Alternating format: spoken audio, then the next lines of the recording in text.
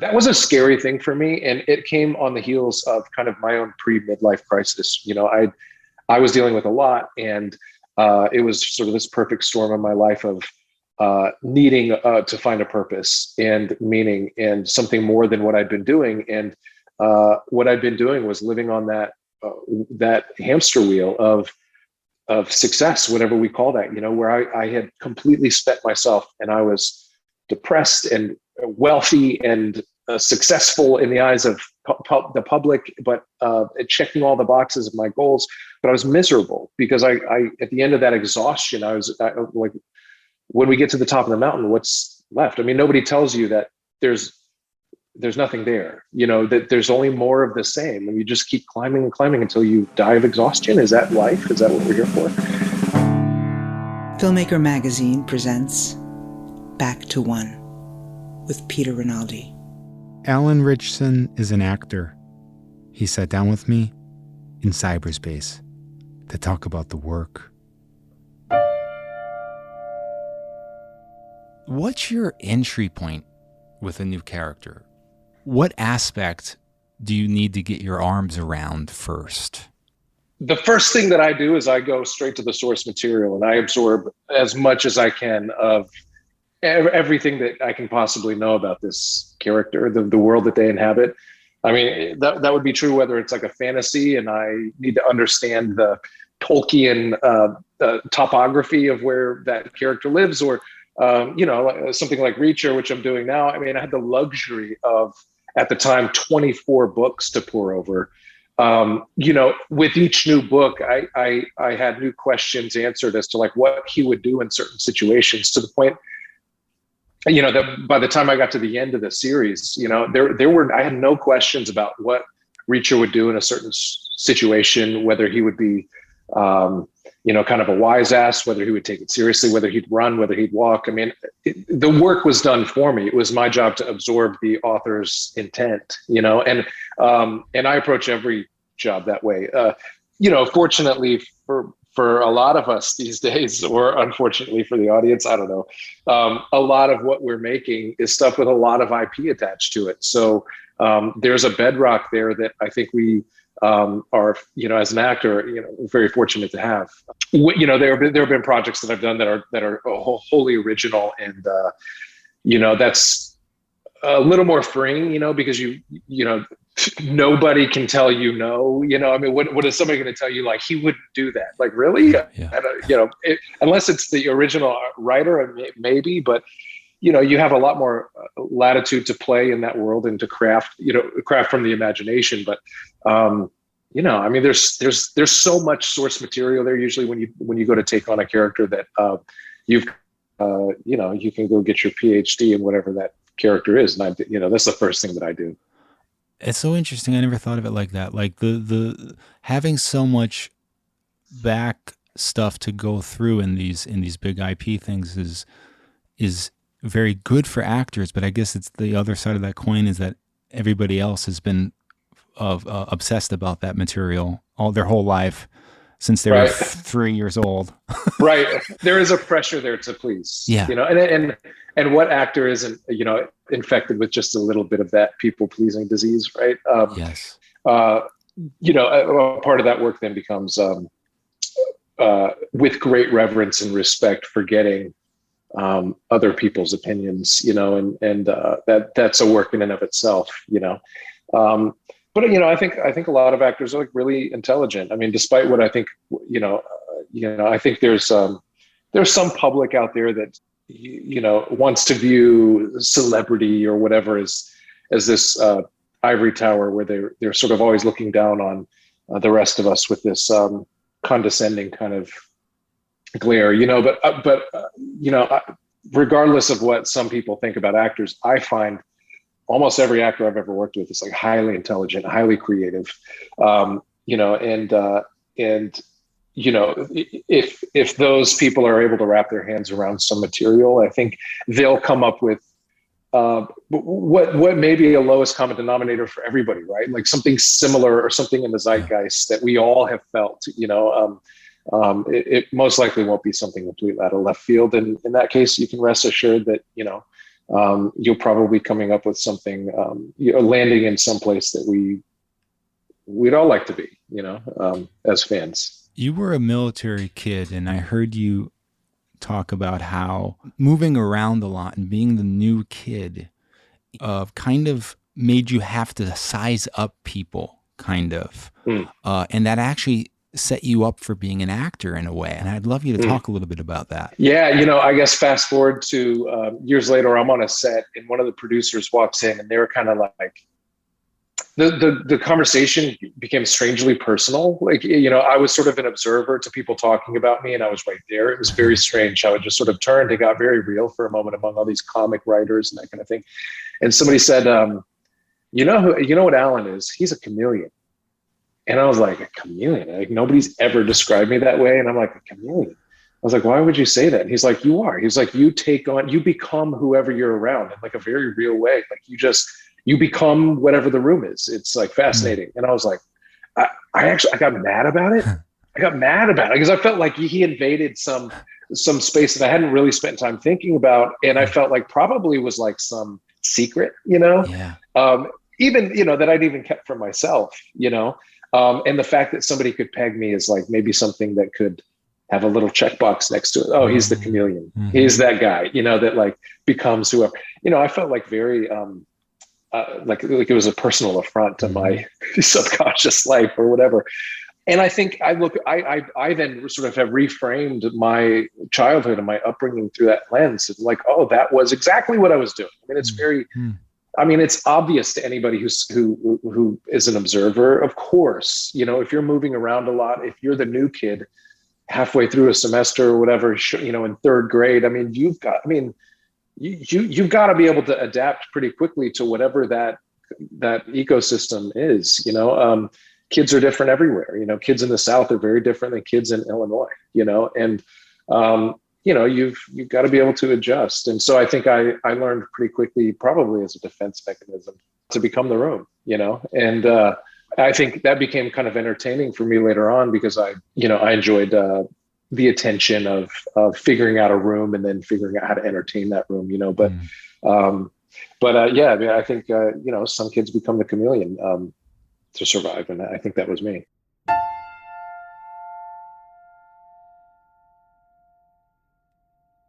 Some people get a phone call after an audition and it changes their life, and it's usually they have the role.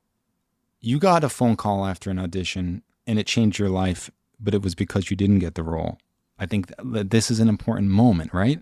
Yeah, absolutely. And I think, a lot of us like to talk about the things that we're good at, or the things that worked for us. And as actors, especially, we don't want to talk about the things that didn't go our way, and we quietly move on from those. But this is, I think, there are important lessons in what doesn't go our way. And I think if we can learn to step back from taking it personally and just sort of witness what's going on, we can really benefit from that. That's what happened to me. I think I was very fortunate to be at a place where I could learn from this. But I was also deep enough in my career that I had become very jaded.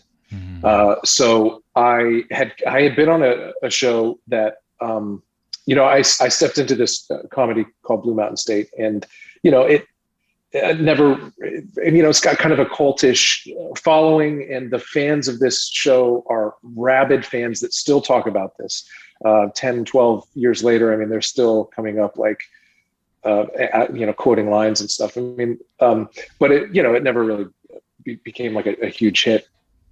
But for me, it was a big deal because it was my first series as a regular, and I came in as number 6 on the call sheet of 7 series regulars. I was, I was like not the lead of the show.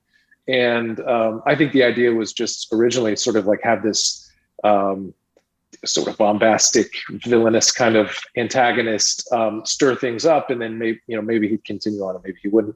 And I fought, knowing that I was sort of an afterthought in every episode. That first season, I'd seen a lot of the scripts. Like, I had fought for every single frame. I wanted eyes on me all the time, whether I was in the back or not. It made a lot of people mad, right? But I fought really hard on that show.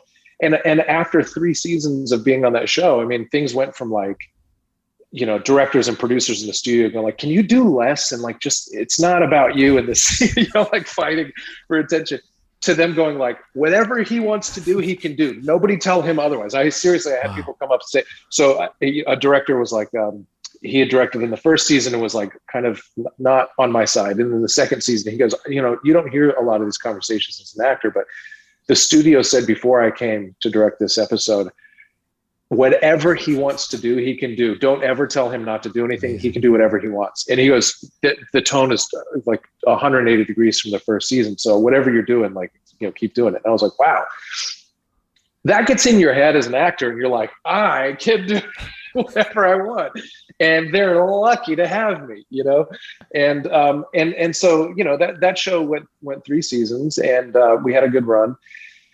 Coming off that show, it was sort of this perfect storm of me feeling a little puffed up from that, and feeling like, like I'd risen through the ranks of that show to like, to have something of my own, and that deserved some recognition in Hollywood, And also at the time I had, I won't say who or what projects, but, I just, as an observer, I'm noticing there are certain actors in town that are getting these like great leading men roles, and they're, in my opinion, like terrible actors. Like they just got it because they had enough fame from one thing that they got lucky on. And they, and I'm watching that and I'm like, this is all bullshit, man. Like, if you walk in and you look the part, or you happen to get lucky on a project, you're going to pop, and then you're the guy, and then you get whatever you want. It has nothing to do with talent. It has nothing to do with what you've done before, and I went a little while without getting any work, and it was like, I was just jaded. I was jaded. So I get this audition for Thor, and I read the material and I'm like, Thor, it's a comic book. Like, if you look like this guy, you're going to get it. This is stupid. Like, this isn't real acting. This isn't why we come out here. And I didn't really prepare for this thing. And, I like walked in with my sides in hand, and, like something I would never do now. And it was a big black box theater. It was, even now it's strange to audition in that kind of space, but it was a big theater, and there were just like 2 or 3 people way up in the back, and there's a spotlight on the stage. It was very it was like something you'd see in a movie, to like intensify the situation for an actor. And, I walk out on the stage, and they just, they put down their clipboard and, okay, whenever you're ready. And so we launch into these scenes, and they were like, it was like good. It wasn't terrible. It wasn't great. It just was, whatever. Like, I just did the part and it was okay. And I leave, and, a couple of days later, I get a phone call from my agents, and they said, we just got a very unusual phone call, and we felt like it was worth sharing with you. We kind of thought about maybe not talking to you about it, but we feel like this is something you should hear. And I was like, okay. They said, so the casting directors, they never make phone calls like this, but they wanted to call to say that when you walked in, they felt like they'd seen everybody.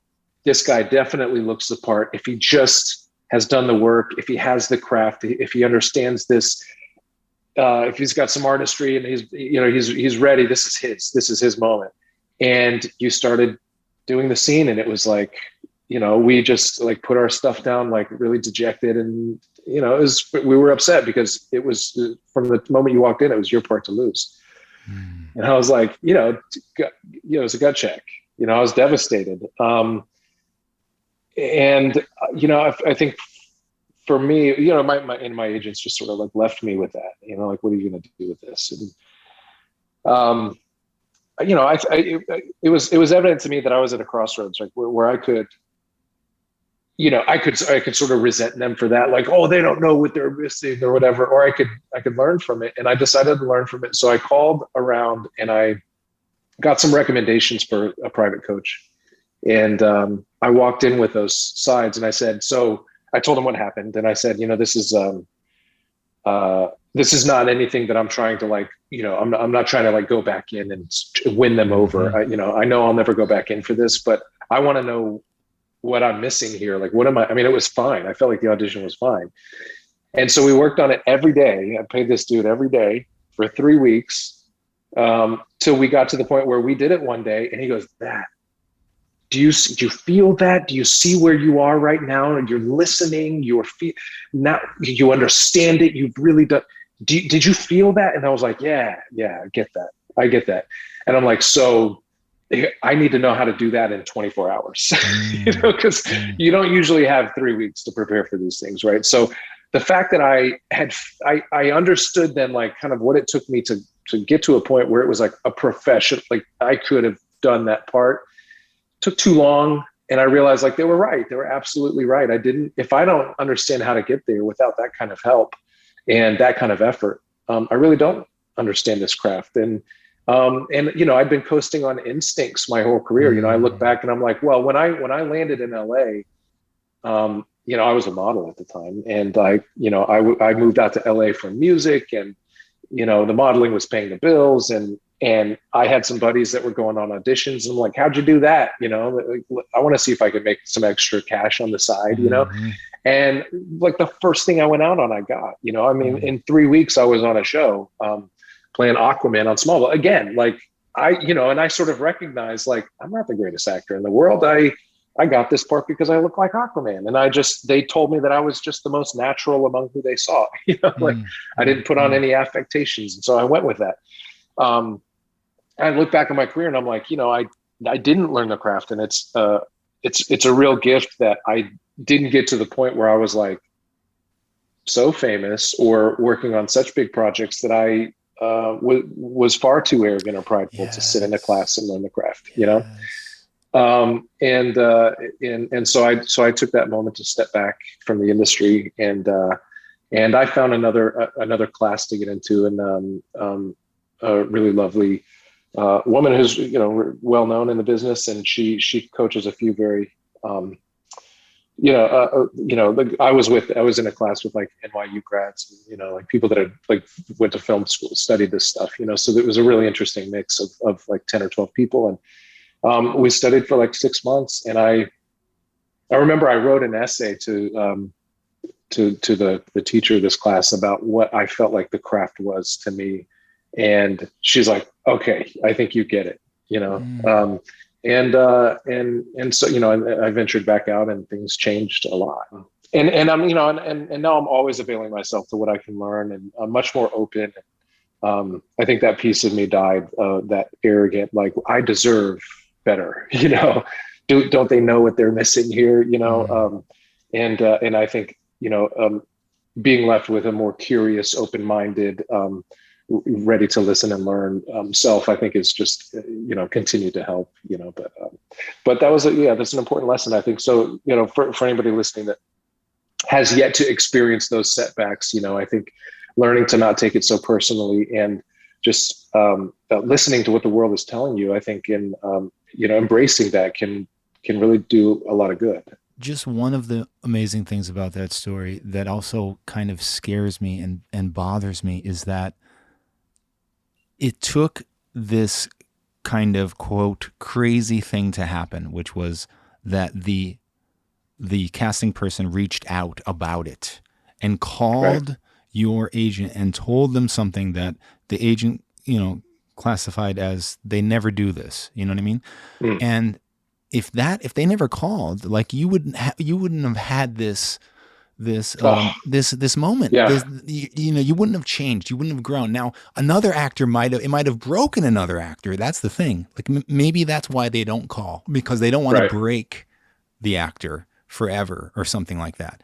But ironically, a different version of you is in some alternate universe that is not changing and is not growing. And like they had the opportunity to do, like, I don't know why that doesn't happen more. Like, this is one of the things that has come about from this podcast is understanding that actors want to know what's up? Like, come on, tell me. Right. But, that's actually, I hadn't thought about it from that perspective. Whatever they saw that day, for them to know that it would be something that may end up being constructive is really interesting. I mean, it's pretty perceptive of them, I think. Did they know? I mean, right. Who knows? I guess, that's such a rare phone call to make. I mean, maybe they did suspect that it would not be something that broke me, but yeah, what a gift that was. I mean, just, if that hadn't happened, I mean, things would be very different. And so what happens when you go, we're fast forwarding a bit, but you've had all of this success behind you after that moment.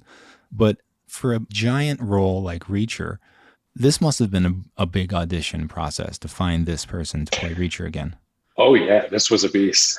Yeah, I mean, I talk about not taking anything personally. I mean, this was like Leviathan. I mean, it was just it was months. It was months. I mean, and I think a lot of us want that immediate gratification of knowing like they loved you, like you're going to screen test. Hey, it went really well. You got the, and it's 2 weeks later, you all of a sudden your life is different. Not this, not at all. I've been through longer, more competitive auditions before, but I mean, even those are 3-4 weeks at best from the time you really get to the competitive stage and screen testing. But this was months. And in fact, I'll readily admit that, the first time around, no actor, including myself, went further, and nobody screen tested. Wow. Nobody got the job. Wow. I was among, the billion people that auditioned the first time. And, it was a different casting director. It was a different set of scenes. It was I'm really grateful that I and a few others had a chance to take another stab at it with a different script, a whole different take on the audition. But it was, nobody got it. So for me, there's always been this chip on my shoulder, this like asterisk next to this, where it's like I still feel like I have to prove myself, because even the first time around, it was like no. And I've had a lot of conversations with the people that made those decisions then to understand what was going on from their perspective. But as an actor, I was looking at that first. I look back on that first audition, and I see sort of an impossibly large mountain to climb. As Reacher is famously stoic in the books. Reacher said nothing. It's like a very famous phrase, and that was sort of the audition. Like, how do you audition the Reacher said nothing side of things? And keep it alive, and yes. and you could see in the books, like his wheels are always turning. He's always ahead of you. There's almost like spreadsheets, like trees of data, like we can go here or here, and until we get to our solution. I mean, there's always this flow of information happening. So like, for me, it was just about trying to find some way to keep that energy alive internally, but there was really nothing to do. We were being interrogated, and you're sitting there at a table. Somebody else is talking, it was, I felt like the deck was stacked against us a little bit, but the tape still went to producers, and so like 8 months later, I get a phone call. I mean, I'm way past it. I'm like, I forgot that this was even a thing. And I get a phone call that they want to see me again. And I'm like, for Reacher? I was like, that's a bit of a delay. They're kind of unsure, huh? And they're like, well, they got a new casting director. They've got a new script, new sides. Like, it's a whole new approach. They want to, they're going to take it again. And the new casting director asked to look at all the tapes of people who had gone to producers before and pulled yours, and felt like you could, with this new take and some adjustment, could be the guy. So from that point on, it was still like 6 months. Very competitive. Lots of, every time we did it, they'd be like, they want to see you again. And a lot of this was during the pandemic, so over Zoom, and they'd say, great, can you do it again next week? And we're gonna have this person from Skydance join us. And I'm like, sure. And again, I mean, thank God I've had the life lessons that I've had. I think a big part of I think people want to think about, like, what projects did you do to get you here? And that's what benefited you. What benefited me was the life lessons behind those projects. There was also one, a little show that didn't do well, called Blood Drive on Sci-Fi. And it was my first time as like a lead, like number one on the call sheet. I was like, this is my show, and this is my chance to like really prove that I can carry this thing. And I went, I'm a bit of a perfectionist, and I care, and I don't just care about my job. I care about making everybody better. And so I'm very demanding. I want everybody to be as creative as possible and pushing as hard as I can to make this thing. And a lot of people appreciate that, and a lot of people take offense to that. And I butted heads with the showrunner on this thing aggressively. Like, he hated my guts, because I was always like, wait, why are these new pages coming out? We just shot the scene with the same objective. And why are there no props in the trunk? The whole thing is about them getting out of the car and getting these props out of the trunk. What do you mean there's no props in the trunk? We're not shooting this until the props in the trunk. No, I can't shoot it. Just act like there's props in the trunk. I'm like, no, but we have to handle the props. It was just always a battle. And at the end of the day, I saw the product and it was like, it didn't really matter what I pushed for and all the energy that I expelled trying to get us to a place that was just what I thought was a little better, because it still ended up being what it was. And it was all out of my hands. And once it hits the post pipeline, I have no control, and it can truly become a completely different project. So I had to learn to let go. I had to learn to let go of the processes and stay in my lane and enjoy that, so it's those kinds of lessons that brought me into this process to go like, sure, if they want to see it 50 more times, and if they want to play around on the calls and go like, can you do it like it's a real comedy, like a big, like, because you're a comedic actor too, right? And I'm like, sure. I don't think that's at all Jack Reacher, but like, let's play it like it's comedy. And we just had fun, like trying stuff. And there was no part of me that was like, it would never be done. I would never do it that way. My sensibilities, and I understand this character. He would never.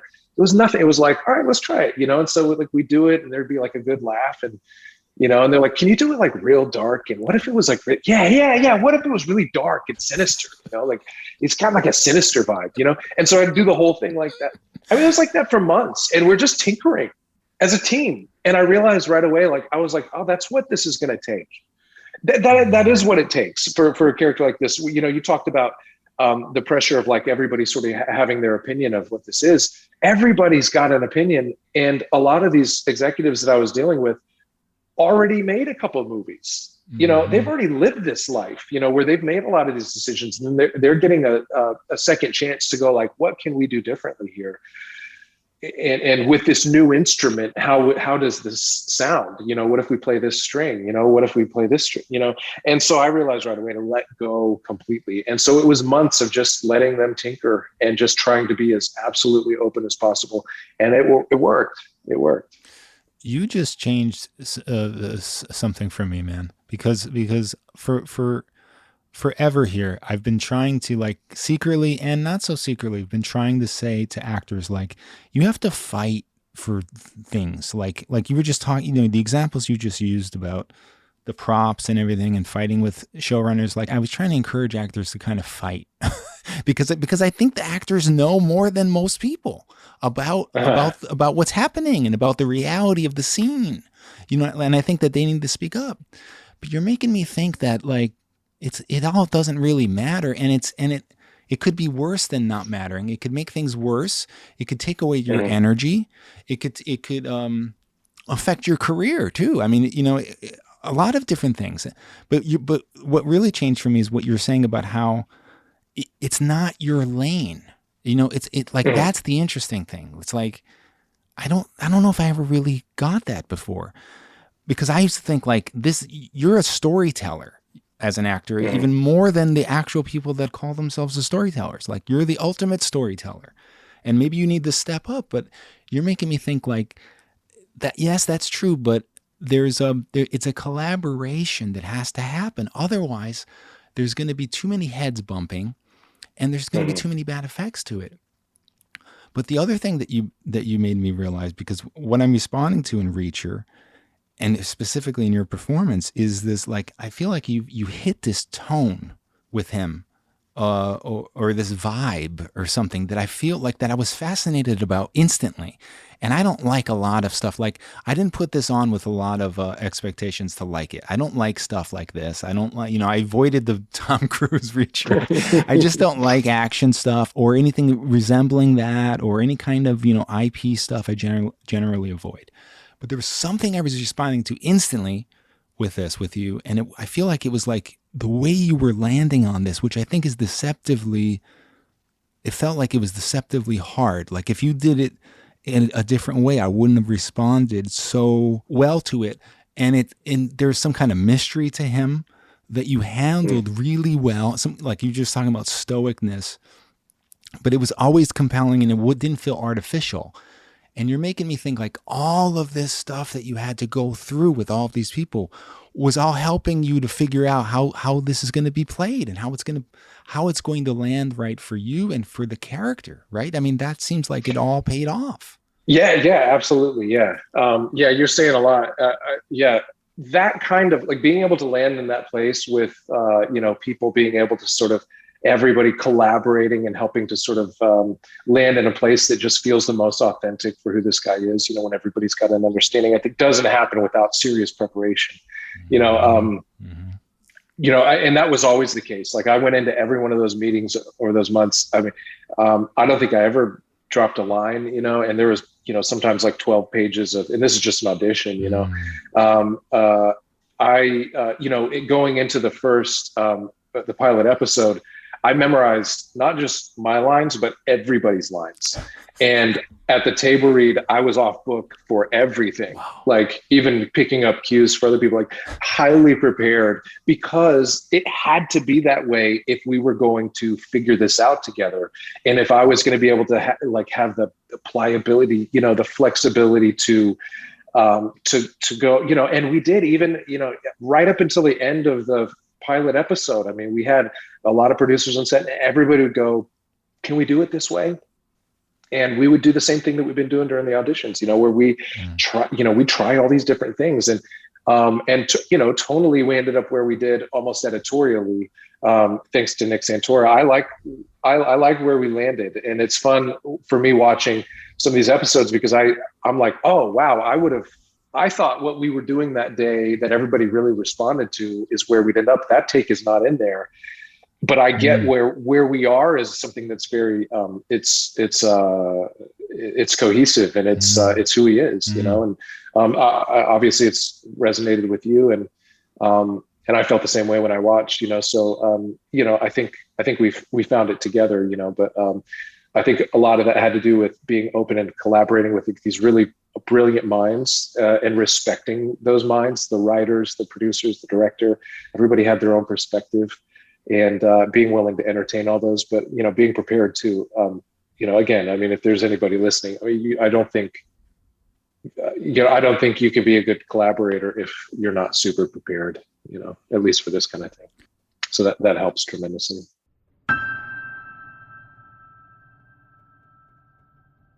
Do you ever feel objectified as a man?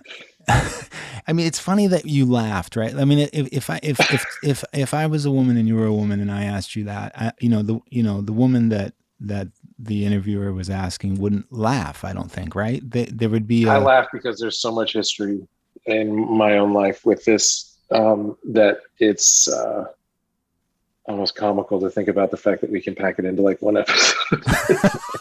I've been through a lot. The short answer is yes. Not only have I been objectified, but like I've also dealt with things as a man that most women deal with, and it's given me a lot of empathy for what they deal with. I mean, I've dealt with like sexual assault on numerous occasions, and it's something that we as a society really, even myself, I mean, I can't really talk, how do we talk about this? If you're a man and you're hearing about somebody sexually assaulting you and that making you uncomfortable, and as some guy in Alabama, you go like, I'd just punch him in the face if that happened to me. And it's like, no, dude, when you're 18 and you're starving to death and you could only afford like a can of tuna to eat that day, and you have an opportunity to work with somebody where you're getting paid, and then they start touching you inappropriately, and this is your only source of income, and they're also the most famous whatever in the world, and if word gets out that you punched them in the face, you'll never work, then you're homeless. And what do you, like, as a child, at like 18 years old, I mean, there's a shit ton of things, terror coursing through your body, and you don't, and this is exactly what women feel, this power rape that men have, that thank God the tide is turning and they're starting to pay some price for that. But I've dealt with that on more than one occasion. And there's like some stories that I tell that, to my, close friends, that's like, I've found a way to make it really funny and laugh about it. And I guess that's a little bit of medicine for me, that I can like, turn these into stories that are like, almost funny. But there are times when it's like really wasn't funny, and I have to live with that. And that person or that photographer, whoever it was, maybe I don't know, who knows if they deal with it or not, but I've had to. So, there is a side of this that's like rather dark, and, I don't know how to talk about it really. We, as a society, I mean, it's almost laughable, I think, to think about, especially somebody my size, like, because you think it's all about, physicality, and like, if you can physically handle somebody, then you can, what's the problem? Then it's on you if you didn't do something about it. And it's like, man, no, it's strange, because you think like, if women were just like built like men, then this wouldn't be an issue. And it's like, no, this is the power dynamics that exist in our industry or industries like ours that are really unregulated, that are very personal and intimate. And, the power dynamics themselves cause issues that we, as a physical specimen, I mean, oftentimes aren't prepared or equipped to deal with. So today, and now in more in this industry, I deal with this more. I guess there's two sides of it. There's like the career side, and then the personal side, like the objectification of both. One, like in the career side, I mean, there's people that like don't really respect my life choices or whatever, also, offset, the more recognition that I've gotten through my work, the more I've started to sort of feel like, when you go out in public or whatever, and this is just sort of the cost of fame, I guess, but, you feel like a zoo animal, where people look at you as this, you've existed as sort of a figment of their imagination or some otherworldly, thing that's not really real. And when you appear in their life, the way that people can look at you or treat you, I've had guys come up to me and grab me by the shoulder and put me on the phone with somebody, or like turn me around to take a picture. Like I'm not even a thing, like I'm just this object, people become very different in those, in a lot of those situations. And, of course I feel like an object, I'm the person of my personal space, or who I am, or what's important to me, or whatever. I mean, all that kind of goes out the window, because there's an opportunity for somebody to have me, or like have an experience. So, yeah, I mean, on a lot of different levels, it's just a part of, I would never want somebody to be like, oh, poor me, you're a working actor and people want a picture with you. It's not that at all. It's just, I recognize that it's a reality in my world. And there are times when that's become a very dark thing that I've had to deal with. And there are times when it's just sort of a daily reality, and I understand it, I've just had to learn how to exist with that, and as peacefully as possible. So when I was doing research on you, one of the first things I see on YouTube is you doing this thing called Insta Church. Oh yeah.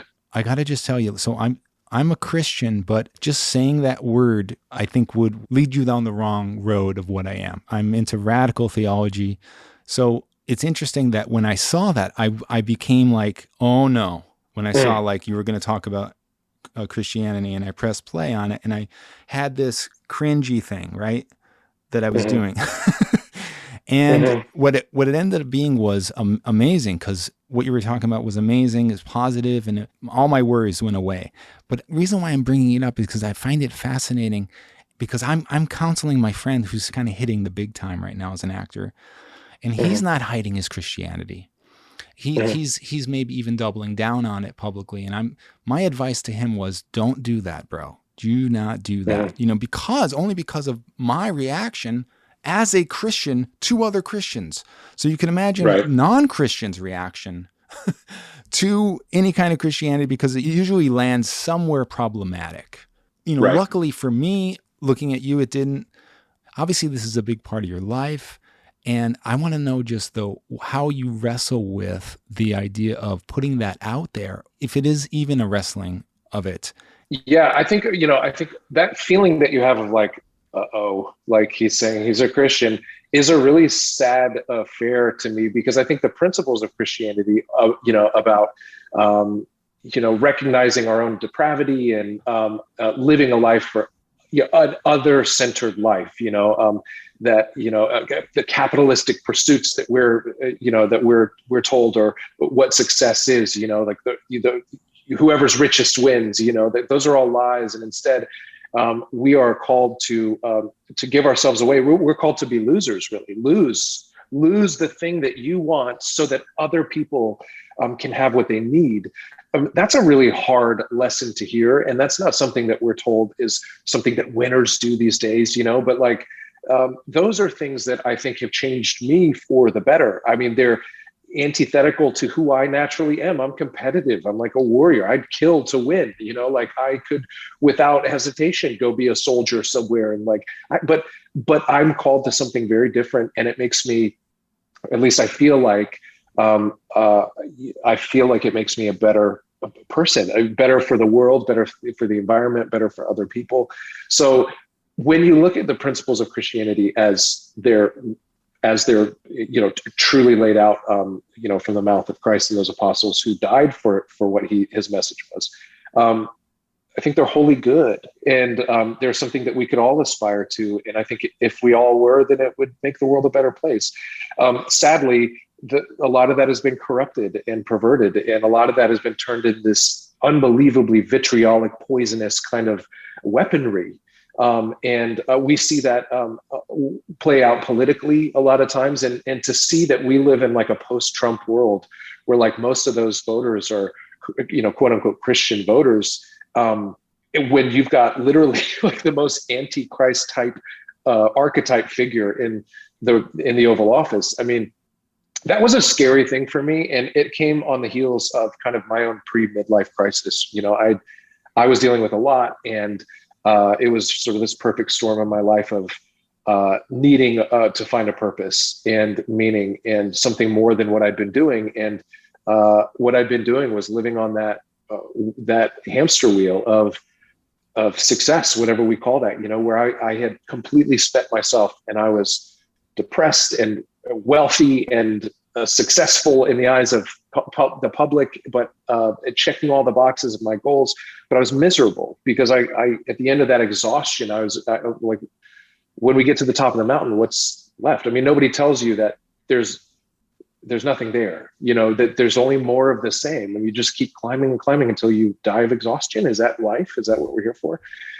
In my faith, I found a real meaning and encouragement and the benefits of living for other people. So I try in big and small ways to center myself towards others, and that's, I think, really helped me a lot. So that realization, also coupled with like the political climate that we were living in, watching how perverted that message was becoming, really made me want to speak out about it in a way that defended, using meaningful apologetics to sort of defend what is really being called of us. From my little pocket of the world, it does give me, it gives me some purpose, because I think if you really listen to it, it's helpful. There's no vitriol at all. In fact, you're called to lay down your life for your neighbor, whether they're righteous or not. It's so different than what we see. So yeah, I cringe too when I hear that. I never would have thought that I'd stand up and be like, I'm a Christian, but I talk about it once a week. I give my platform over once a week to talk about theology and talk about this stuff in a scholarly way. Hopefully that is also personal to my own life, so that people can understand it in a way that maybe it helps them. But I never in a million years would have thought that I would be that guy. But I just think it's so dangerous, the time that we live in. It's so, I feel like we're just one or two headlines away from civil war, and a lot of that is fueled by quote unquote Christians. That is so backwards. It's scary. So I just, from my little pocket, I want to help undo that if possible. And I'm so glad you do. And I'm so glad you talked about it. Alan Ritchson, thank you so much. Yeah, thanks, man. Back to One is a production of Filmmaker Magazine, which is a publication of The Gotham, formerly IFP. Listen to back episodes of this podcast at filmmakermagazine.com or wherever you get your podcasts.